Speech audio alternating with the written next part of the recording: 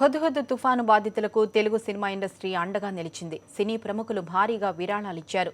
తుఫాను నష్టాన్ని పూరించడానికి మేము సైతం అనే ప్రోగ్రాంని కండక్ట్ చేసింది టాలీవుడ్. అయితే మేము సైతం కార్యక్రమంపై తమ్మారెడ్డి భరద్వాజ ఆసక్తికర వ్యాఖ్యలు చేశారు. అంతేకాదు సినీ అవార్డు గురించి కూడా తనదైన స్టైల్లో స్పందించారు తమ్మారెడ్డి. ఎగ్జాంపుల్, ఇదే రోజు మనం ఫంక్షన్ చేసిన రోజున ఒక గంట సేపు 2 గంటలు ఎస్పి బాలసుబ్రహ్మణ్యం గారు చిత్తూరులో ప్రోగ్రామ్ చేశారు. ఆయన చేస్తే ఆ 2 అవర్స్కి ఆయన ఒక్కరు వెళ్తే 1 crore వచ్చింది. మనం 13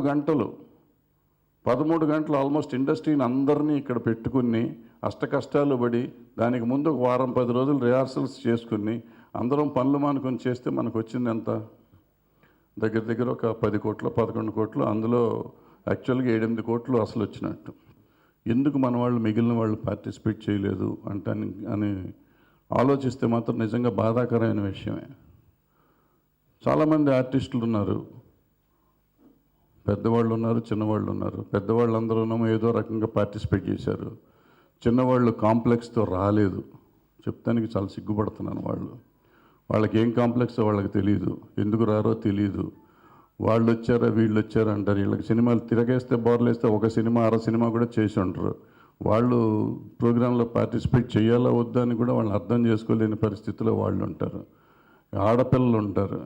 వాళ్ళు ప్రోగ్రామ్ చేద్దామంటే ప్రోగ్రామ్కి కంటే కూడా వాళ్ళకి నైట్ పార్టీ ఉందా సార్ మీదే ఉంటారు. వాళ్ళ కాన్సన్ట్రేషన్ ఉందా. ఎందుకు మన వాళ్ళు నాకు మీరు చాలాసార్లు అడుగుతూ ఉంటారు, మన హీరోయిన్లను మన తెలుగు వాళ్ళని ఎందుకు చేయరు సార్ అని. తెలుగు వాళ్ళు డెఫినెట్గా ఉన్నారు.